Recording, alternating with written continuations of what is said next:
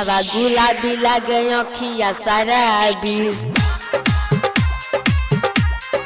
हाय हाय उठावा गुलाबी लागे अखिया शराबी। गलिया लगेला तोहर दूधवा के छाली, गलिया लगेला तोहर दूधवा के छाली, दूधवा के छाली।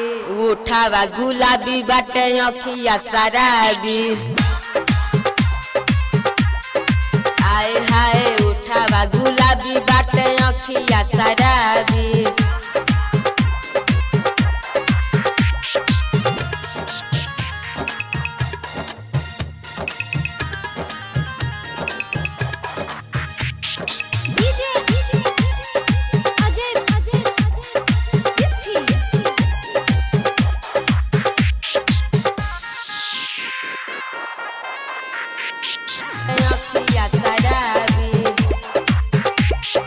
रोडा पर चले गोरिया लागेला भीड़ लइकन के।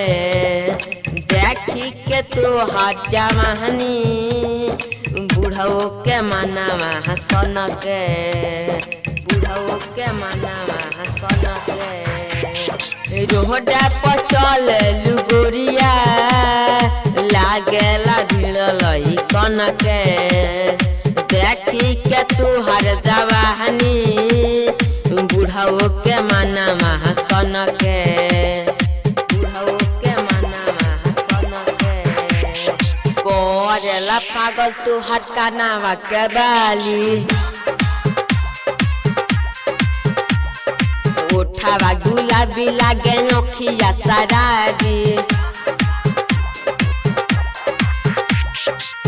गलिया लगेला तोहर दूधवा के छाली, गलिया लगेला तोहर दूधवा के छाली, दूधवा के छाली। उठावा गुलाबी लागे अखिया शराबी। हाय हाय उठावा गुलाबी लागे अखिया शराबी।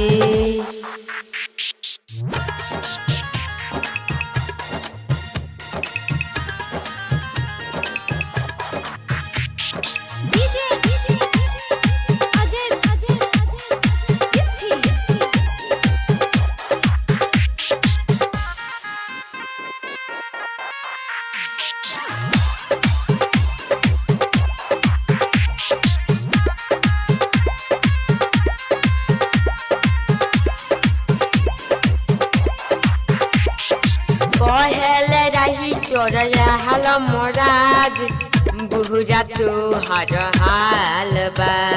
लहले बा तोरा के चुमा कवन एही से गलिया हलाल बा, एही से गलिया हलाल बा।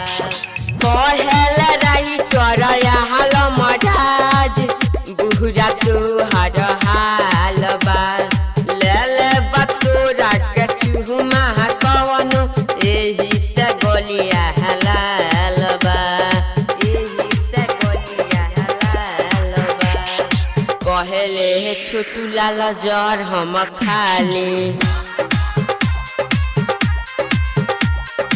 उठावा गुलाबी लागे अखिया शराबी। गलिया लगेला तोहर दूधवा के छाली, गलिया लगेला तोहर दूधवा के छाली, दूधवा के छाली। उठावा गुलाबी लागे अखिया शराबी। उठावा गुलाबी लागे अखिया शराबी। विद्या रिकॉर्डिंग स्टूडियो महावीर चौक दुर्गा मंदिर के पास।